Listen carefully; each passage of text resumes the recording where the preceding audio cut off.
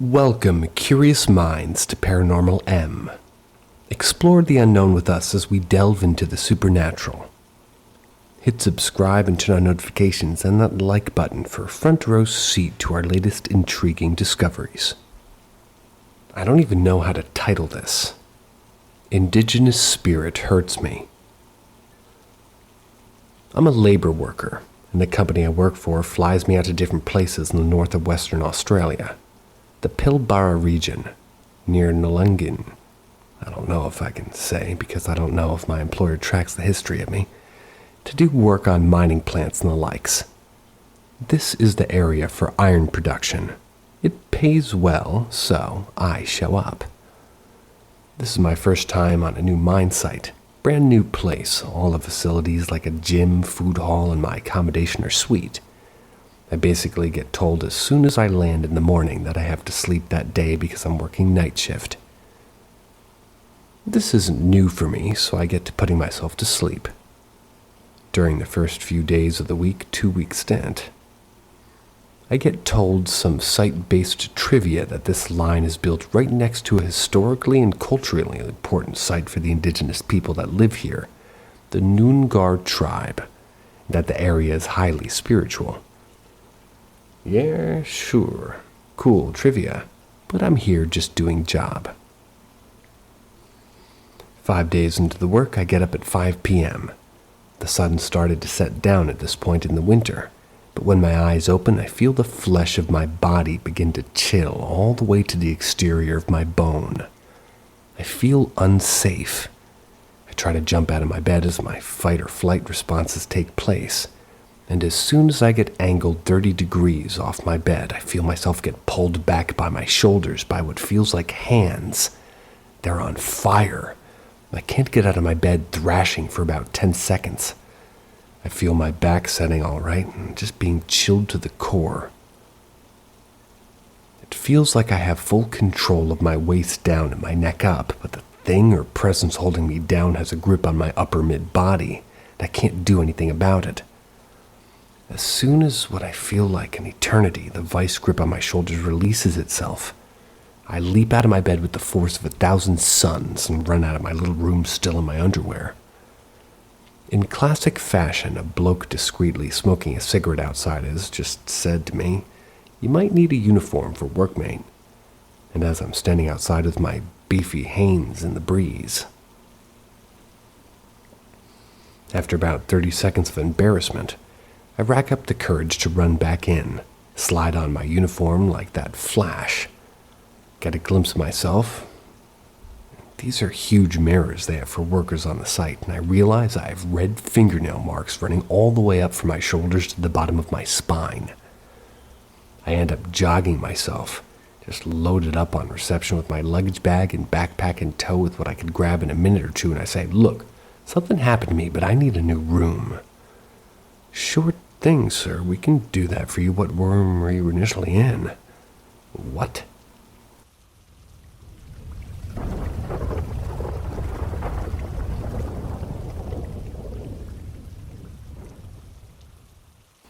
My ghost story from when my ex and I explored a graveyard. Back when I was still in high school, I think it was during my junior year, I was dating this girl who was a year or two below me. We'll call her May. We had been dating for about 2 months or so, and we were both into the paranormal and the unexplained. So one night, May and I decided to go out to the graveyard down the road from her house. She used to live in one of those apartment complexes which were side by side, 2 connecting apartments for each building. So you could basically go outside and take a piss and the neighbors could probably see you if they looked out their side windows, but it was kind of also in the ghetto area of my hometown, so you probably wouldn't want to take a piss outside, especially at night anyways.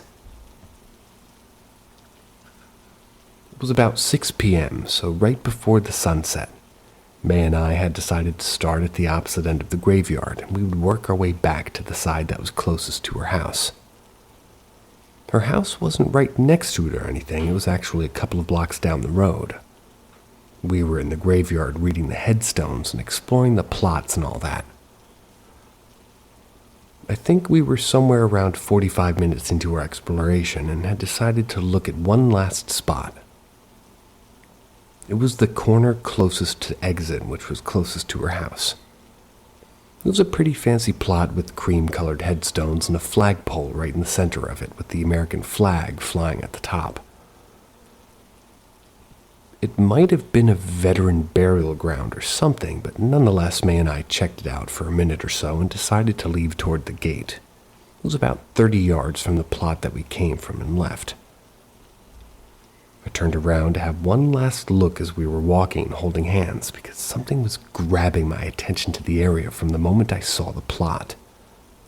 Plus, thought it was cool looking.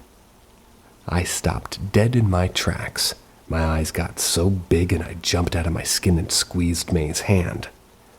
I saw what looked like an actual ghost that you see in movies like Ghostbusters or The Frighteners, but with like a blue aura around it. It almost looked like an angel or something, but I didn't have my glasses on, so I didn't really get to see much details. All I know is it looked humanoid and was floating above one of the graves, just staring at us. May noticed that I was looking at something, and she definitely felt the tension on her hand as I was squeezing it. So she asked me what was wrong. I then asked her, "What the hell is that?" She turned to look. She squeezed my hand even harder. I hadn't taken my gaze off of the thing, and I blinked a couple of times to make sure I wasn't seeing things. I indeed was not, because now she saw it too. The thing then launched right at us, and my heart leapt out of my chest. May then turned around and pulled me toward the gate, which we were just a few yards away from. When she pulled me, she had sort of jerked me out of my trance, and I just sort of turned my head forward as to not trip on something and bust my ass. We booked it out of there, but I took another look behind us before we jumped over the gate, and the thing was about where we were standing before we started running. I turned back to May and we ran as fast as I can remember running in my life. There was a road right outside the gate, and in order to get back to her house, we had to pass by that plot on our side of the fence because that's the direction that we had to go. As we passed, I took one last look and saw nothing. We made it back and didn't have really anything happen to us after that. Haven't seen anything like that since. One of the scariest moments of my life. I think about it at least 3 times a week.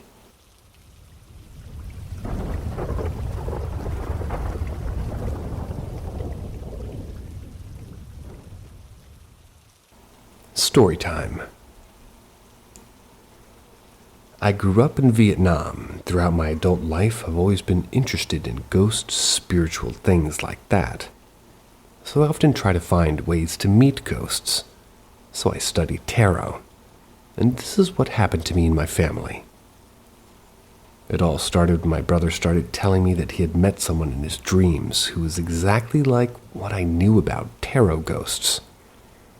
I can tell their looks somehow, so I tried asking, and it was really them. It may sound unbelievable, but it's completely true.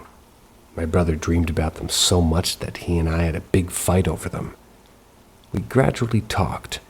My brother stopped dreaming about them, but then there was my mother. My mother is a person who has seen ghosts many times, and when she slept in my room, because I slept alone, she asked me to change her room because she didn't want to infect my father, or my other sister, who was sick at the time.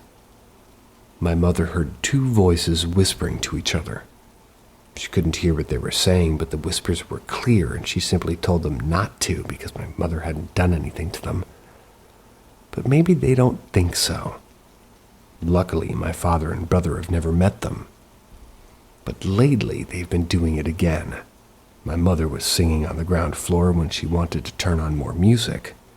But when she connected Bluetooth, it emitted nearly 10 different laughter voices, both male and female, laughing loudly, very clearly, while my mother didn't play anything yet. My mother had a chill down her spine, but luckily she only had to apologize to them and tell her that she hadn't done anything and they would have stopped. They need to learn to respect my mother. In my room, the furniture would sometimes move around, or I would see a black or white shadow pass across my bed. Sometimes it's a knock on the door, and luckily they only knock 1 to 2 times. But I'm also pretty scared. I dream about one of them a few times, but they simply wake me up to go to school or flirt with me in my dreams. I don't know if it's really my tarot or something else, but I can tell that they are disrespectful to my mom and sister, but so nice to me. This happens quite often. My mother is also very scared. But they also helped my mother from an evil spirit, so I can tell because they said they would. I didn't see anything wrong with my mother after that.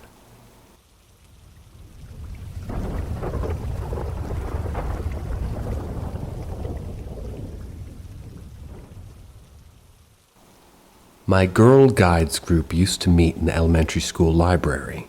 That's where there was an ongoing rumor that one of the custodians died underneath the school, and you could see him opening and closing doors as he walked through the school, and you could hear his breathing and the keys on his belt jingle as he continued his job, even in the afterlife. This rumor was around for as long as I attended the school. Several times when my guide group was leaving the library, a chair or two would fall off the desk. We used to say it was the ghost getting angry that we were leaving. My mother was one of the guide leaders, so I would almost always leave last. When we were wrapping up a meeting one night, a friend and I were hanging out in the library reading the books while the other girls were getting picked up. My mother called for us to go down the hall, and we got up to leave, and as we walked out, every single chair crashed to the ground and the power bumped. As cliche as that sounds, I think about that ghost a lot, whether or not it was even real, but after my grade graduated to high school, his activity stopped completely and he was slowly kind of forgotten. I don't think his stories are told anymore in the school, and a lot of the staff retired. They were replaced, and my age group who would remember him are all graduating or have already graduated. And it honestly feels like I've lost a friend.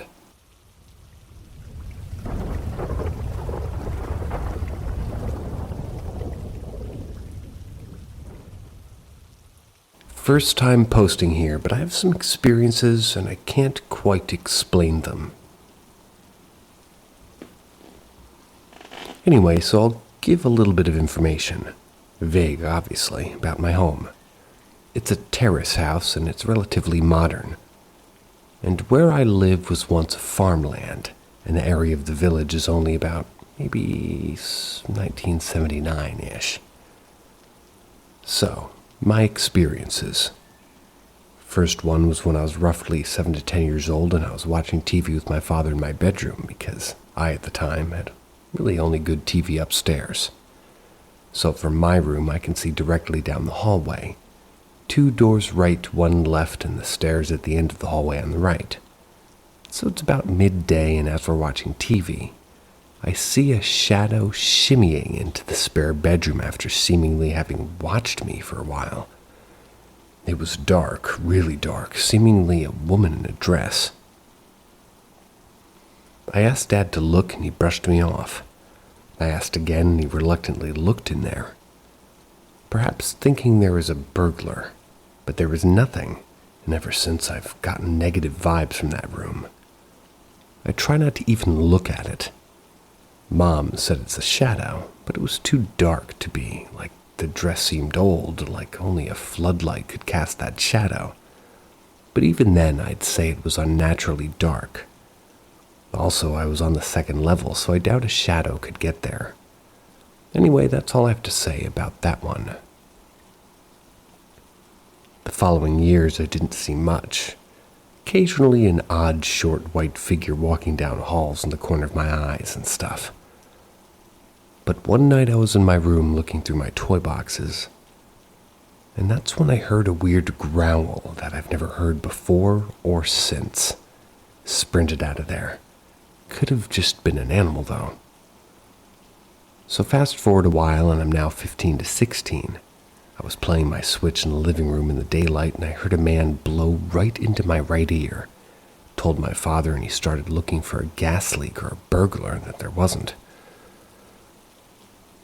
Next, I was in bed on the phone with my beloved. Shout out to that legend, and she's my world, but I saw a black mass jump at me. I could move and it wasn't sleep paralysis. It disappeared and she told me that it was just my mind playing tricks. I hope so.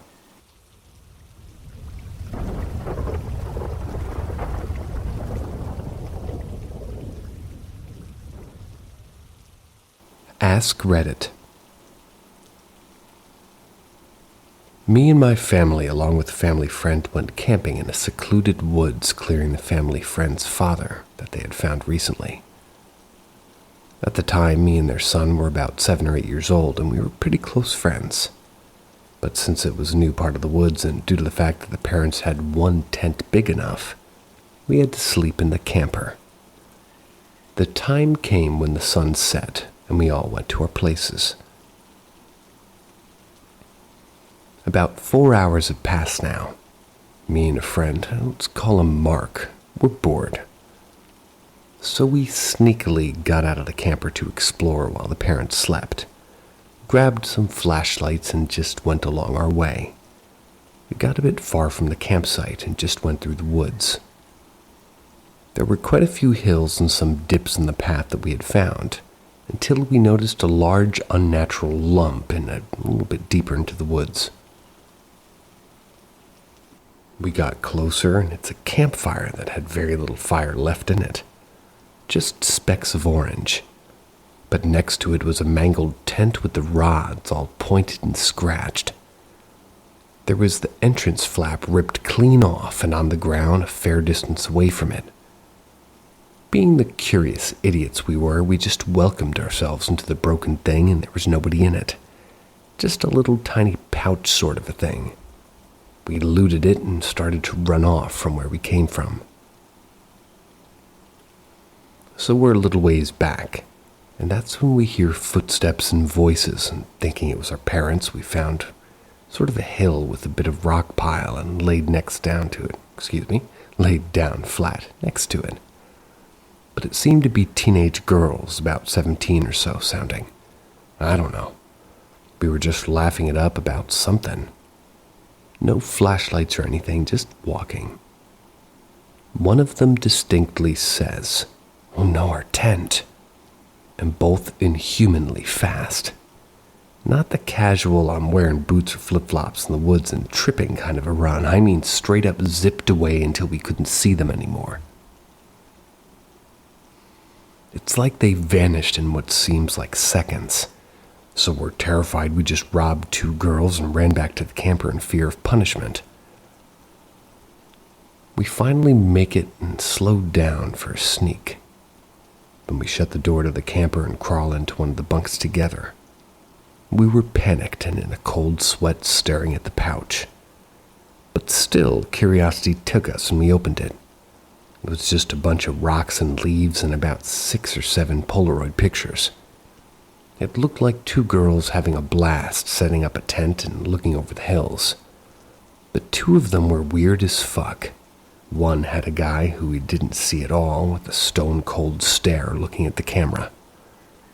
We had a long, skinny face and some sort of white shirt on with big eyes, and behind him were 2 girls sleeping in the tent, or just some odd shadow lumps. Then the last was sort of a large pile of dirt with leaves surrounding it, and next to it one of the girls halfway buried with a crazed look on her face. It shook us to our cores and we didn't sleep at all, just stared at the pictures. The next morning we ran to our parents and vaguely described what happened. We found this pouch today and it had this, but our parents just scolded us. We'd kind of take it to the ranger when we got back and claimed that somebody could have just lost it. No way in hell we were exploring again, so we just kind of emptily agreed to do so. I have my friend as living proof that it happened, and he has the Polaroids. I've asked him to send them or a picture of them to me to prove this, because damn, it's been 8 or so years and both of us still bring it up and it still gets shivers.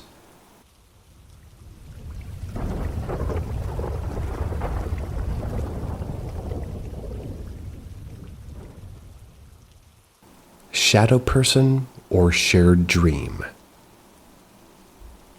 For context, I, 30 years old, had a childhood full of paranormal activity.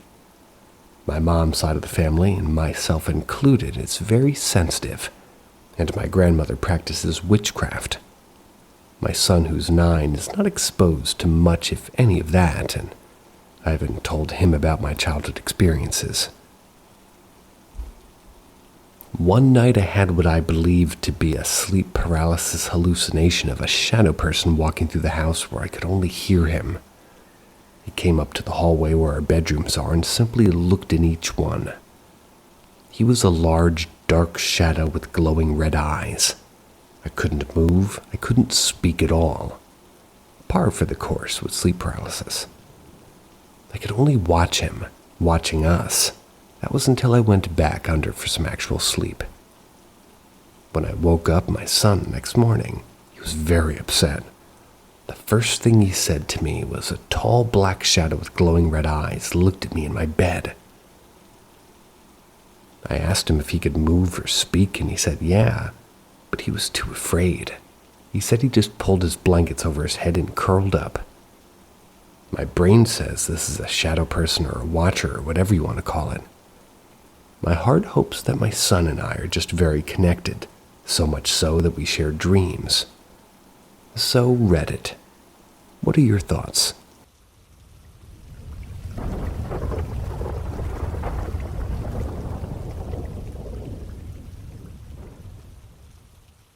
Should I be concerned about the shadow man who spoke to me? It was a couple of years ago, but I can't stop thinking about it. One night I woke up and the shadow of a man was looming over me. He had a top hat, if that's relevant. He then spoke to me saying, "I will protect you." While I didn't feel afraid, nor did I feel comforted. Ever since, nothing really happened, with the exception of 2 sleep paralysis experiences. I don't know if I'm just a hypochondriac or something's actually wrong.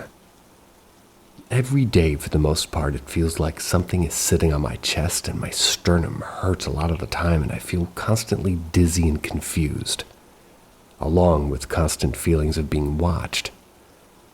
I feel as though I'm never alone and whatever spoke to me that night is with me constantly, and I unconsciously have conversations with whatever's with me when I'm completely alone.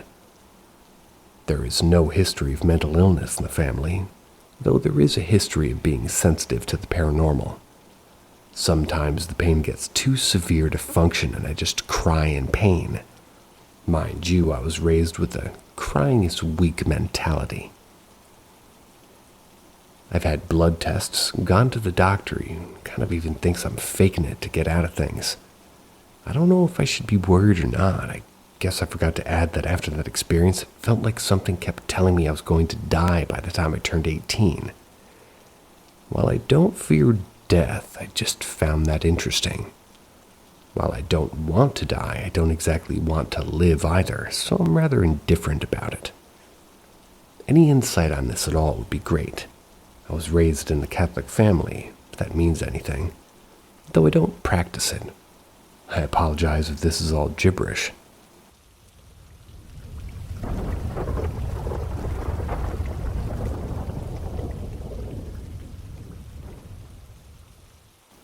Ask Reddit. I've told this a few times and it always freaks me out because me and a bunch of friends used to break into this abandoned asylum. There had been a long-standing rumor that anybody who takes something from there is haunted or followed.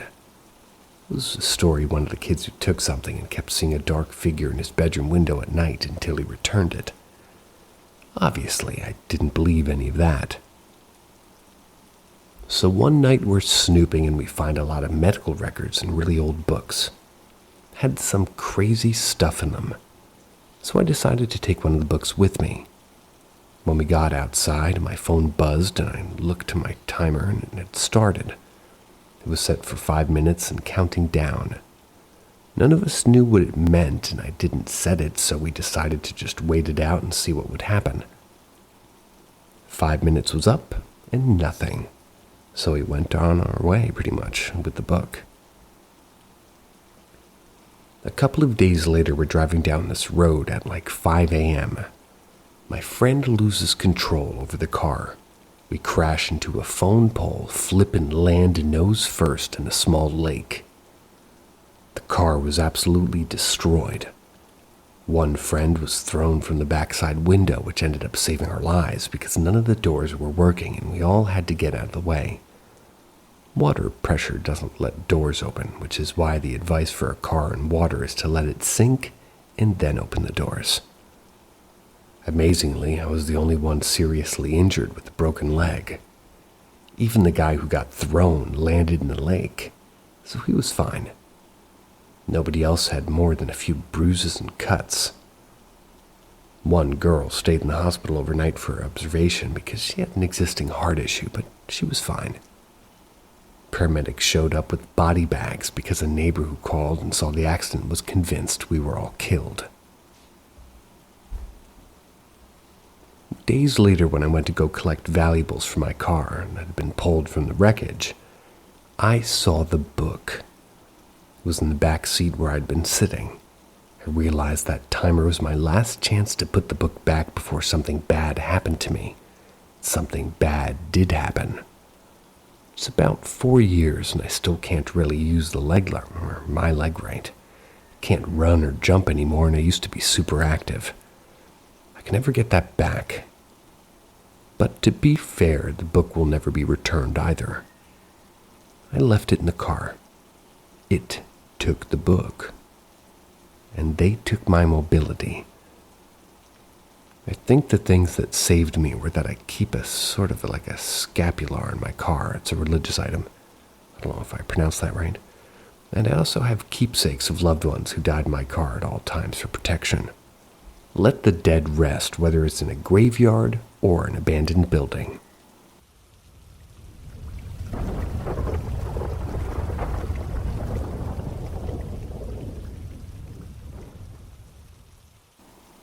I saw the Hatman with someone else confirmed.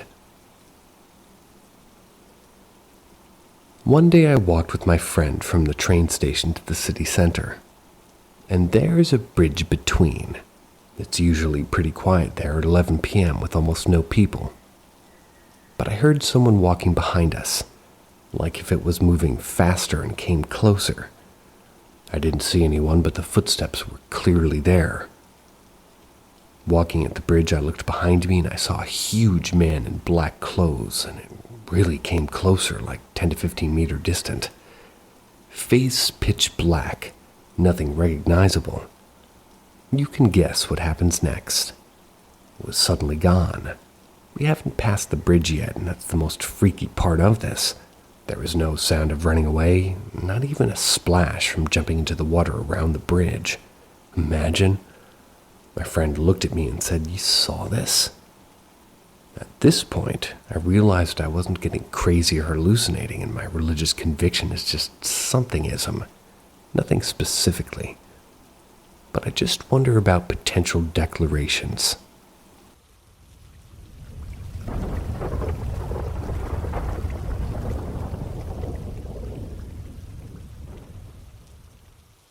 Haunted motel on a mountain. When I was younger, probably around age 7 or 8, my parents brought my brother, my cousins, and I up to the White Mountains. There were a lot of us, so finding a place to fit everybody was difficult. We were also rather poor, so we couldn't stay at a nice hotel or rent a cottage. We decided to stay at this motel, and let me tell you, it was weird. From what I can remember, it was old, like 70s old, and it wasn't too clean either. There were 2 beds and 1 bathroom being shared by 6 people. My parents took a bed, and my older brother and older cousin slept on the floor in sleeping bags. Older cousin slept on the floor too. They shared a bed. One night I woke up and everything was weird. My cousin, who was sleeping next to me, had her eyes wide open, and it looked like somebody scalped her.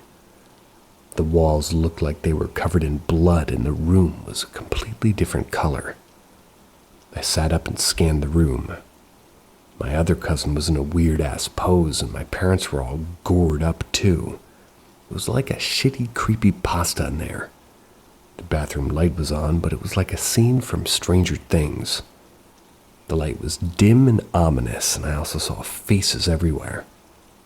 Best way I could describe it is like shadow faces. I laid back down, closed my eyes. Waited a few minutes, and when I opened them, everything was back to normal. I went back to bed and forgot about it until right now.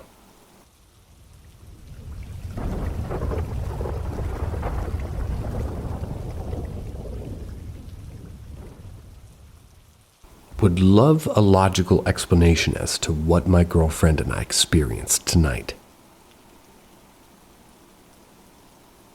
My girlfriend has 3 siblings. About 2.5 years ago, her sister and favorite sibling passed on at the young age of 24. But fast forward to tonight. My girlfriend and I are listening to Pandora that's being played by our Samsung phone that's connected via Bluetooth to a Vizio soundbar while we do some art. This is something we do often.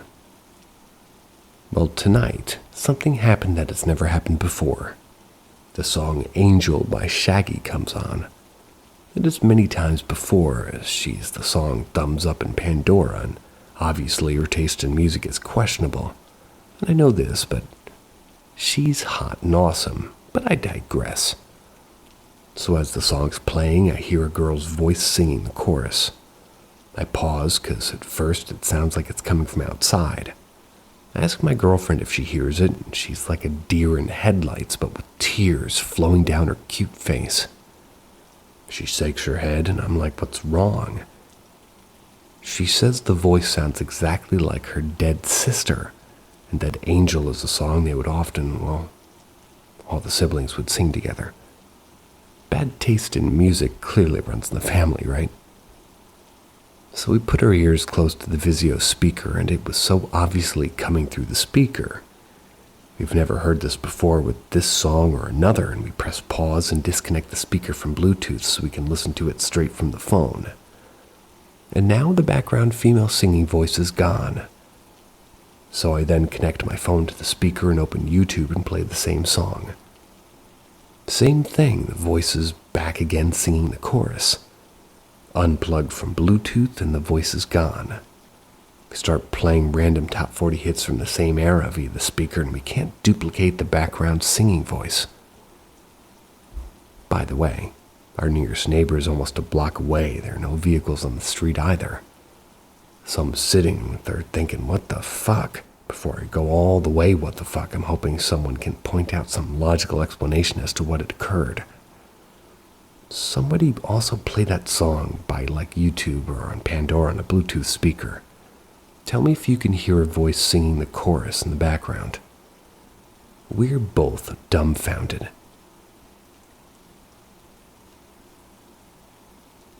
If the Bluetooth speaker has surround sound, there's some parts that won't pan and won't show up on a phone or other certain mediums, and perhaps your sound bar is tuned to surround sound and you get more sound from the song. Just an idea as a sound guy.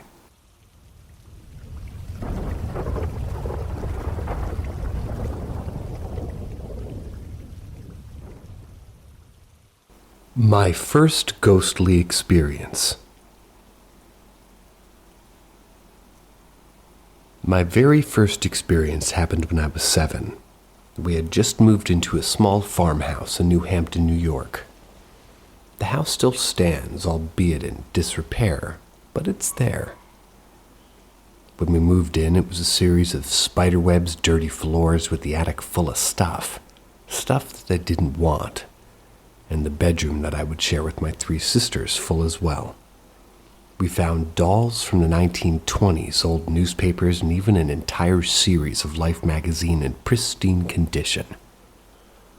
All of which they let my mom sell. It took us weeks to clear that room from all the boxes. When we finally got our cots in there, we had no curtains on the 2 windows to my right that my sister slept under. The moon shone through, illuminating right up to the edge of my cot. We had those thin blankets with one edge that had silk on it. I lay there under my thin blanket hoping to sleep, But just as I started to doze off, I heard heavy breathing coming from the right side down past the windows. It was slowly moving toward me.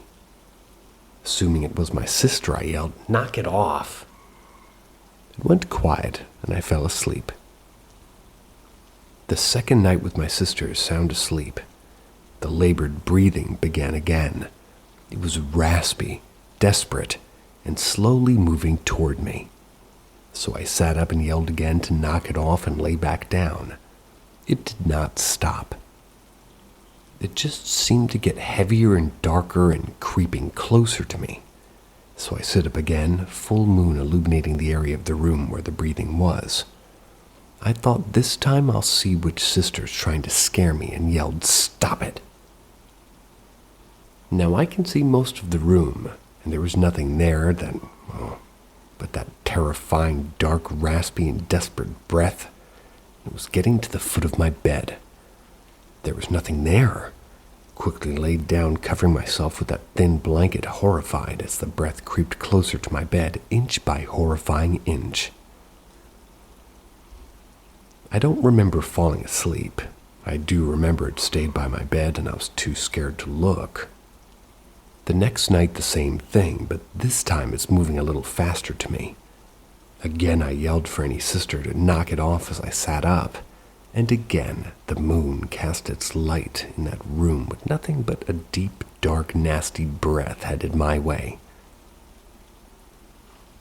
As it approached my bed, I could hear it crystal clear, but there was nothing there. I went flat so fast and pulled that thin blanket over my head. It worked last night. I prayed it would work again. But this time it inches closer and closer as it gets more desperate and grotesque. Now it's next to my bed as it begins to lean over and breathing hard. It's getting closer to me.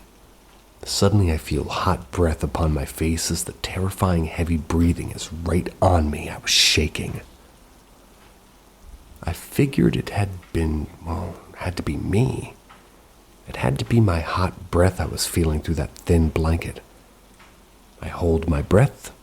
More hot breath. I hold my breath tighter when the breathing takes in a large raspy breath and it blows it hard through my blanket. I froze, terrified. I figured this had to be like my sister because I held my breath and the breath does it again so fast as I was whipped back. My blanket fell down to look and it was hovering me. The room illuminated perfectly, but there's nothing there. Then all of a sudden, right in front of my face, that hot, raspy, heavy breath blows again with nothing attached to it. I screamed in horror, running as fast as I could. It was hard for my family to calm me down, and I know what I experienced being real and terrifying. In the 5 to 6 years we lived in that rental, I never went back in that room. Not once. I wouldn't cross the threshold. It was shortly after my experience that we found out that an old man living there alone for years after his wife passed died in that room.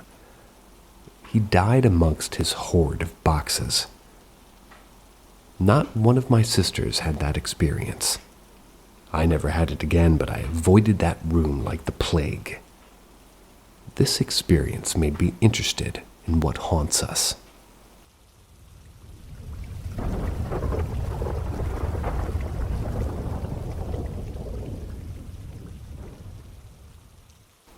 Hotel Ghost. It was 2008 and my daughter, 16 now 31, was an all-star cheerleader, which meant we traveled for competitions across the U.S. We were living in Maryland at this time and headed to Ohio. I decided to drive instead of fly. It was way cheaper. We would first drive 8 hours or so and cross the border into Ohio and stay in a hotel. Then we'd get up early and just drive 2 hours to camp.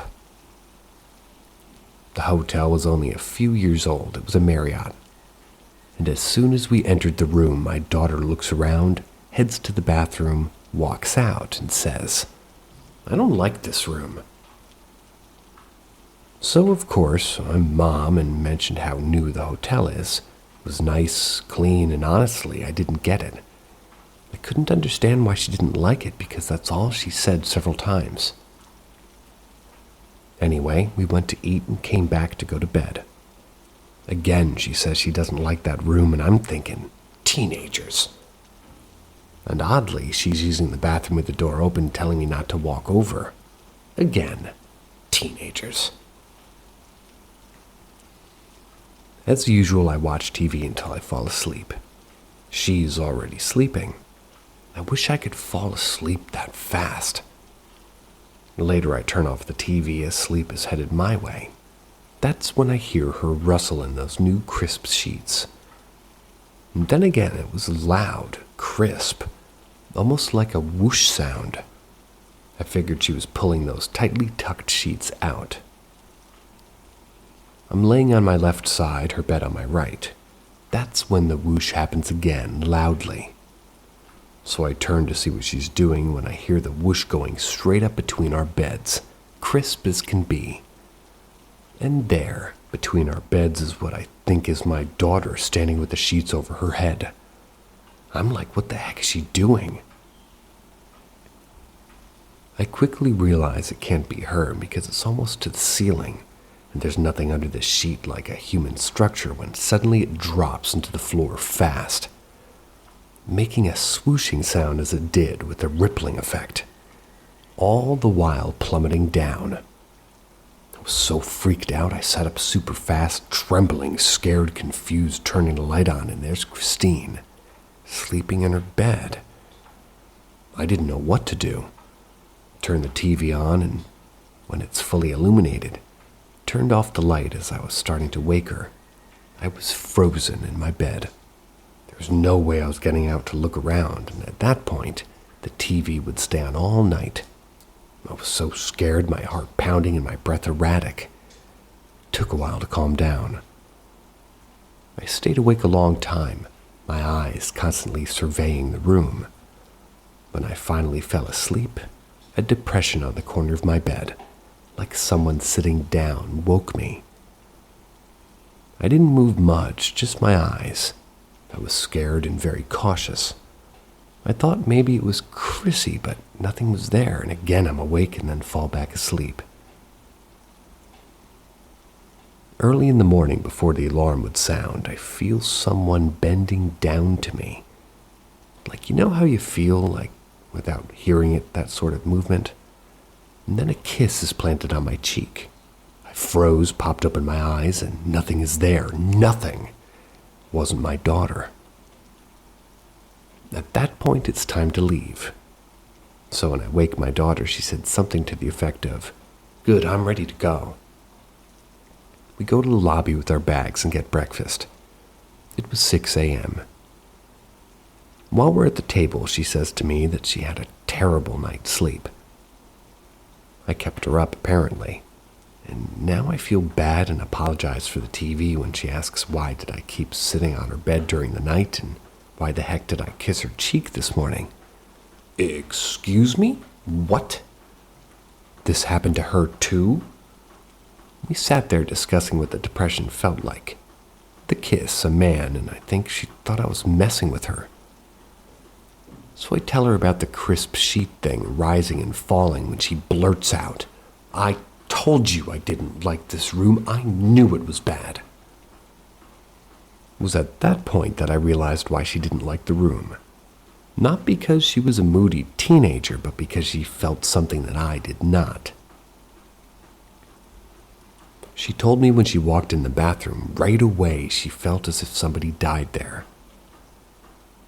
That they took their own life, that it was dark and foreboding, and that's why she wouldn't close the door when she was in there. But what she hadn't clarified to me was why she hated the room so much. Honestly, if she had told me, I would have changed rooms. But here's an even creepier part. After we discuss this, I see a girl at the front desk. Decide to go over and ask her if the hotel is haunted. Now, this was a new hotel, but I did it anyway. The clerk asked what room are you in. I answered, and she stood still, looked at me, and walked away into the back room and never came out again. I stood there for 5 minutes. Nothing. I gathered her things to leave, and she still hadn't come out. When we were walking out of the sliding doors, I saw her peek her head out and pop in quickly. So bizarre. Or was she messing with me? Who knows? I don't have a lot of paranormal experiences, but the ones I've had have stuck with me. I didn't feel any foreboding or darkness in that room, and it simply scared the crap out of me. Chrissy definitely locked into something I couldn't sense upon arrival, and I've always thought of myself to be sensitive. I've told this story to many people, but Chrissy doesn't like hearing it at all. She won't discuss it. To her, it's over and done. But truth is, we know it scared the daylights out of her too, which is why she won't relive it.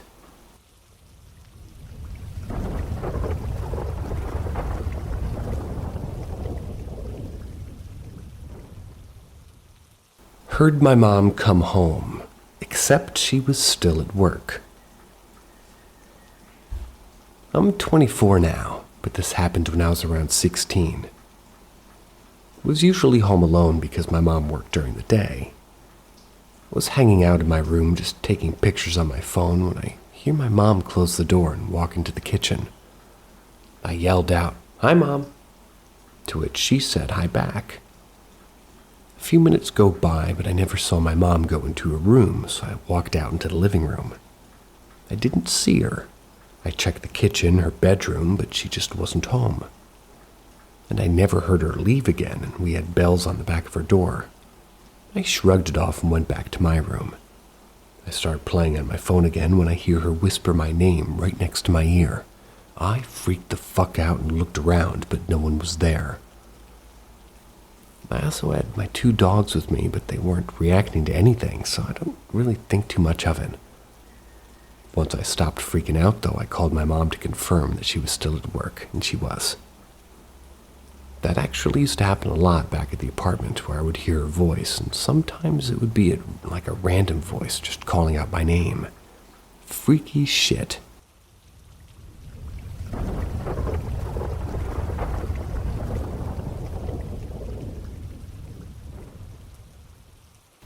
Don't go to the suicide bridge. So I've always wanted to go to the suicide bridge out in Pasadena. Well, when I finally got my first car, me and 2 of my girlfriends went up there. All 3 of us are sensitive, which, when it comes to haunted places, paranormal things, if you catch my drift. We had to park on the other side of the bridge, which meant that we had to walk across the entire bridge if we wanted to explore a little bit. Our night had already started off weird. We kept seeing the same blue truck drive back and forth on the bridge. Same driver, same truck. We brushed it off, but then walked along the bridge, and we all got this sick feeling. I started getting anxious. I kept getting the feeling of wanting to jump off. I've been suicidal in the past, which scared me because I wanted to so bad that night. My other 2 friends kept feeling like somebody was following them. Another scary thing. My friend had told us that she had this woman spirit that had been following her for a few months, so that definitely didn't help. Finally, we reached the other side of the bridge in hopes we can actually go under, but they have it fenced off. There were a few people there already basically doing the same thing we were doing. There was a group of boys that had found a way underneath the fence, so my friends and I were going to follow and do the same. For some reason, we couldn't find the area the boys went under, so we were going to go over. Almost immediately, we all hear this woman scream bloody murder. Never seen a group of kids jump and run so fast. We're all pretty sure it was just somebody telling us to get off the fence, but nonetheless scary. Anyways, we started to head back to my car, but decided to walk on the other side. The side where the lights were much more dim and the whole vibe just felt dark. We all started to feel really anxious, and I started to get hot. I felt like people were reaching out to us. The scariest part was when we looked over the bridge into complete darkness. Then I started to feel like I was gonna vomit. My friends just wanted to leave. They definitely didn't want to be there anymore. One friend kept hearing someone or something whispering in her ear. One friend was feeling anxious and nauseous, and I was feeling sick and suicidal as fuck. We finally made it back to my car, and I couldn't drive. My head was pounding. I started getting really bad cramps. I started sweating, and my vision was getting blurry. I really thought I was going to pass out, but my other friends weren't feeling sick anymore.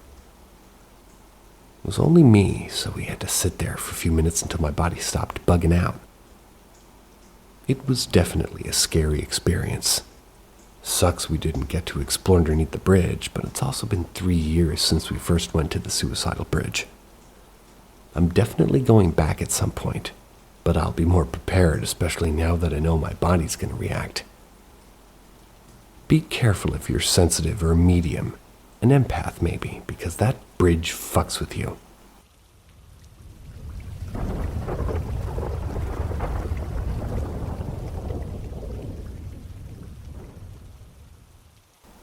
Great-grandfather found gave me my lost toy the day of his funeral.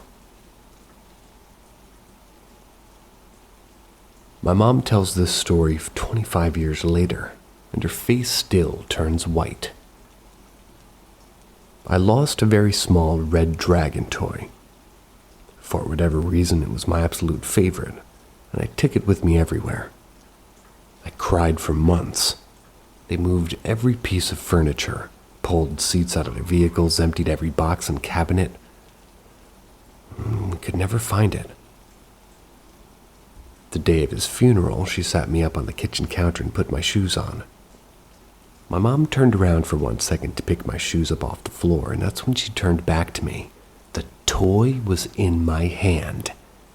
She was in tears and asked, "Where did you find that?" 2-year-old me said, "Pawpaw just gave it to me." She asked, "Where's Pawpaw now?" I said, "He left. He said he had to go home and that he loves us." Continued playing with it like nothing happened.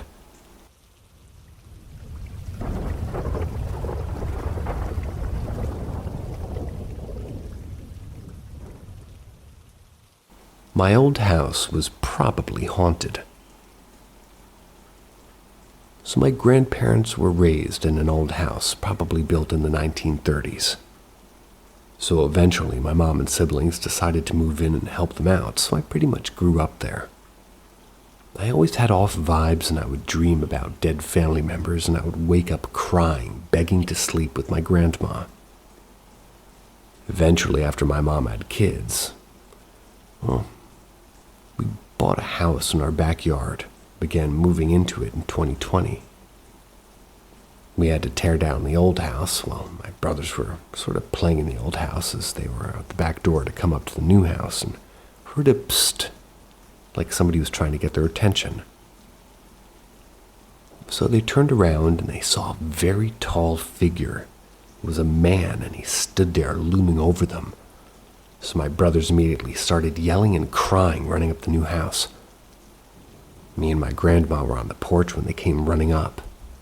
And I knew they weren't faking, because my grandma said, that was my father. They refused to ever go back down there. It's torn down now and everything is gone. And please share other stories or something similar to my experience, please.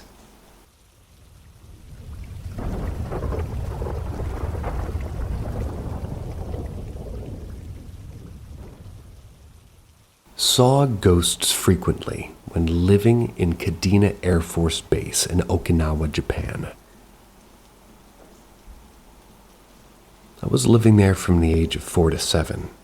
We bounced around a few apartments, but ended up in a military housing unit. Concrete floors, metal doors, mainly to help with typhoon season. Still not too homey, but to set the scene, I had a little TV in my room that my mom would set a timer on. I remember waking up and always watching it shut off. Maybe I was trained to know when, but it was eerie to say the least. I would then see about 7 shadows walk from the window across the room and out the door.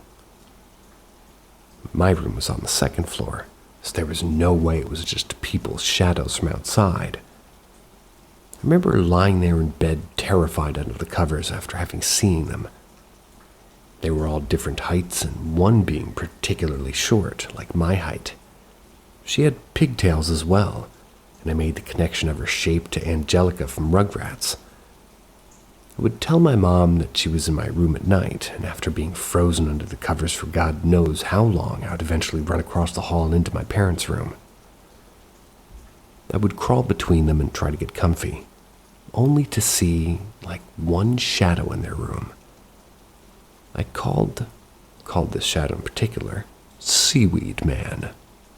He looked like he was covered in stuff. Getting older, we kind of realized it may have been a soldier in a ghillie suit. I remember this happening a handful of times, but my parents said it was almost every night. My dad would hear toys going off in the middle of the night, and he would get up thinking it was me. But I'd always be sound asleep in my room. The area would be ice cold. You know, the classic shit. It's undeniable when I was younger, but it's impacted me so much, and I struggled so much in high school just with philosophy on everything. Why are they still stuck here? Are they aware? Is energy just repeating itself because they exude so much fear in one moment? As I got older, it became something too familiar, almost like I missed the fear. And when in areas that may have the same type of thing going on, I can almost smell it. Anyways, hope you enjoyed, and if anybody else has ever lived in that area or had a similar experience, let me know.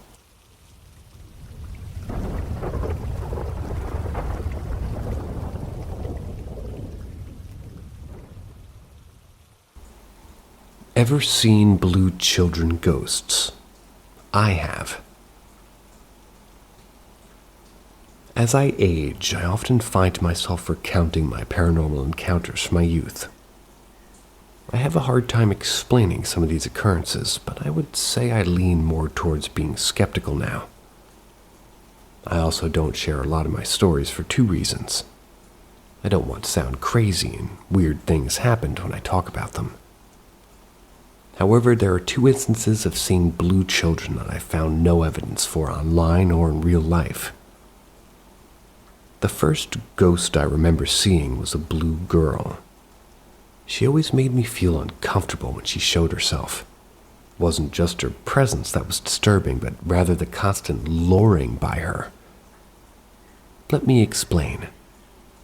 As a child, I spent many nights with extended family. My godmother's apartment in particular always freaked me out. She notoriously slept on her couch every night, leaving me with the queen bed all to myself.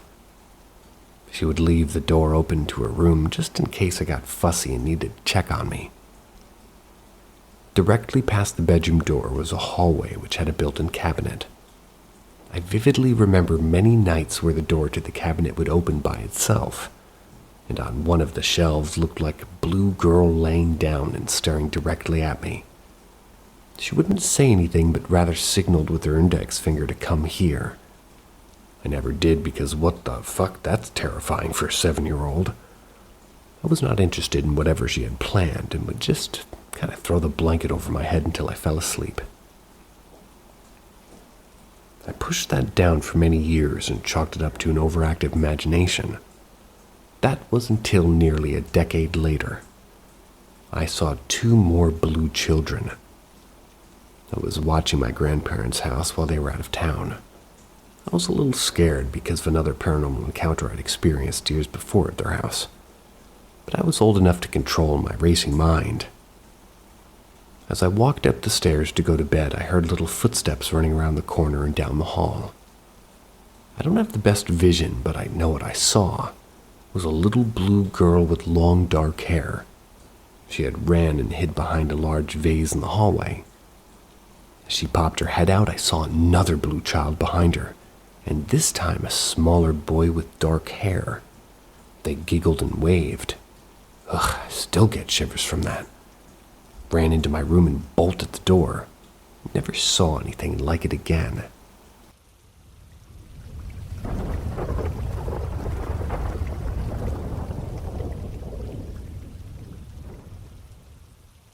Potential bathroom encounter 12 years ago.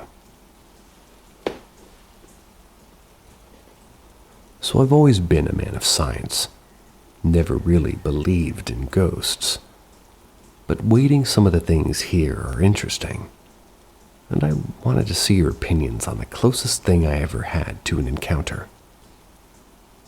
I'm 18 at the moment, so this was well over a decade ago. Maybe 12 years ago. I was getting ready for bed in my upstairs bathroom. As I was brushing my teeth, I turned around and very vividly saw someone for a split second. They looked at me like a young girl. Maybe a few years older than I was at the time, dressed in ragged clothes, just smiling at me. Naturally, being a very young child, I burst out screaming and my dad came running upstairs. It wasn't for long, but I can still remember exactly what I saw, down to the facial features. I told him exactly what happened and he just assumed I was tired and seeing things. But I've never had an experience like that from being tired. I feel like I remember it so vividly, but it could also just be because it was so long ago. Now, my sister's a very spiritual person, believes heavily in the supernatural and thinks there's something living in her house. But we've lived there since it was first built, and all that was there before the park with the playground.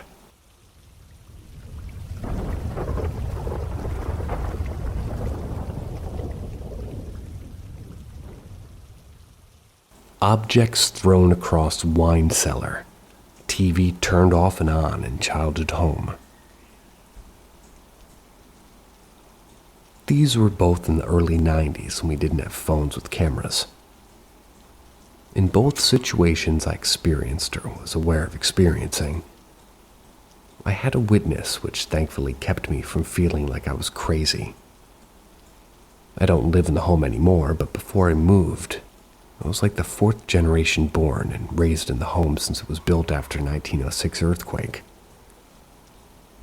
Both my great-grandmother and great-grandfather died in the home. My great-grandmother in the back room and my grandfather on the steps. Before moving into the home after my grandfather passed, I had never sleepwalked before. Numerous times I would wake up in our lobby in our garage and chalked it up to just sleepwalking. My dad would tell me about things that happened when he was a kid in the home, and I took it as a dad joke. We had an old wine cellar accessible only from the backyard, but the back porch and steps were so rotted that the wine cellar was left to decay with a pile of tools within it. In my preteens, me and some friends decided to turn it into a hangout or a clubhouse. While clearing out the wine cellar of tools and junk, a buddy of mine named James set up a ladder up to remove some of the stuff from the loft that was above, and well, until almost as if the ladder was lifted from its angle against the loft and fell backwards, knocking James off the ladder and knocking a small square cutout from the opposing wall. When I asked my dad about why there was a cutout, he said my great-uncle who built the house used to make wine for the family and ran pipes from the cellar into the garage for processing. We left it open and even used it as a secret entrance to bypass the back porch since it led right up into the garage. My mother wasn't happy with it being left open because having the open square into the garage led to cat prints on her clean car for over a month. So she had a neighbor nail it shut when I was at school. 1 week later, I was woken up in my bed by a buzzing in my ear like an amplified mosquito. It sounded like I had headphones on. So I decided I was over it and I wasn't going to try to find it if it was a mosquito. I'd just go to sleep in our living room. I grabbed a blanket and a pillow and headed down to my hallway. At the same time, my dad was coming from his room on the opposite end of the hallway towards our bathroom, but I beat him there first. When I was done, I went to grab my pillow and blanket off the floor, and with my dad standing right next to me, I heard this click, clunk of my old tube TV turn on in my room down the hall. You could see my TV directly from the hall, so it lit up the hall and I got chills. When I asked my dad, "Did you see that?" He thought I had my remote with me and turned it on myself. When I told him the remote was in my room, he joked, "It's probably your great-grandmother fucking with you." But I felt very uneasy. He told me to go turn it off. As I walked into my room, I could see what it was on the TV, and it was the Jerry Springer episode where he was speaking with devil worshippers. As I reached over my bed to turn the TV off, it turned itself off while I was like a couple inches from reaching it. I said nope and went to the living room. For weeks I felt uneasy, no longer comfortable with assuming it was spirits of my family. I didn't notice till we moved, but my overall persona became darker after my 13th birthday. Nothing worrying at the time, I just kind of chalked it up to me being a teenager. But I blacked out my window and started to collect skulls that seemed as if they found me. A cat skull that fell out of a ripped bag and a bag of dirt, a rabbit skull that my dog unearthed, kind of left it at my doorway, and a deer skull that my grandmother thought I'd like after a deer died in her yard. I would note that when we left that house, I felt a release of influence. About a month after the TV event, a friend of mine left his Nintendo game in the clubhouse, so we went down the rickety staircase to get it since the secret passage had been closed. Now this was the craziest thing I'd ever had happen to me. When I opened the door, I reached to turn on the light, and the square panel in the wall, which was nailed shut by my neighbor, dislodged, flew across the entire room and snapped in two pieces along the opposing wall, which was about 8 feet straight.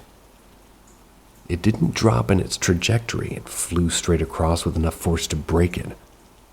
Both me and my friend Ernesto got so spooked we hopped two neighbors' fences, banged on their back door to let us in. We didn't go back into the room for a year. When a neighbor was down on his luck, my parents said he could stay in there. So my dad braced the steps and moved into the old wine cellar. He would tell me the door would open on its own while he was sleeping, that he heard voices, and very upset one day asked me why I was jumping on the back porch for so long one night.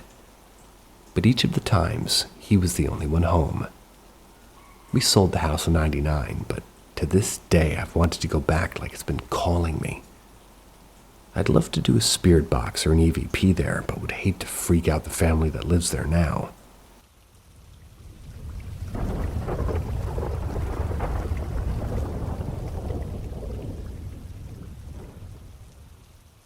My first and only encounter.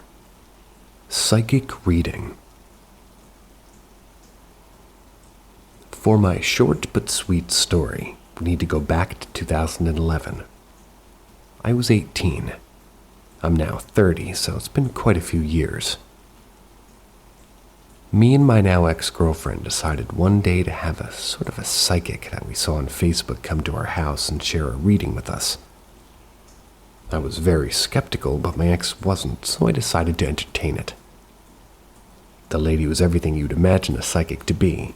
She had long gray hair, wore clothes of a hippie nature, and believe it or not, she even came with an assistant of hers. She came in our house and took a seat in the front room. Began by saying she wanted to do both mine and my ex's reading separately. So I went into the back garden and had a cigarette with her assistant. He was an alright dude. My ex had her reading and came out in tears, and she couldn't believe some of the stuff the lady had said, but I still wasn't fully convinced. Then it was my turn. Went straight in and sat down, and she immediately told me not to be so skeptical. Something I hadn't even told her or the assistant. Proceeded to tell me my granddad was present and called him by his first name, Michael. Said he's concerned about my back tire on my motorcycle. My motorcycle was at my mom's house 7 miles away. Continued to tell me other things that she literally had no idea of knowing, like, for example, An inside joke between me and my ex that she said within the year that we would go to, well, from like 2 to 3. My ex got pregnant the following year. She finished, went home, and me and my ex were just gobsmacked, and me, the skeptic, I was speechless. Then I remembered what she said that my granddad had said about my back tire on my motorcycle. The next day I get over to my mom's house, go into the garage, and right there in front of me is my motorcycle. Has a puncture in its back tire. Goosebumps activated. Been a believer ever since. Don't know if you guys can hear that, but I've got a leak in my house. See ya.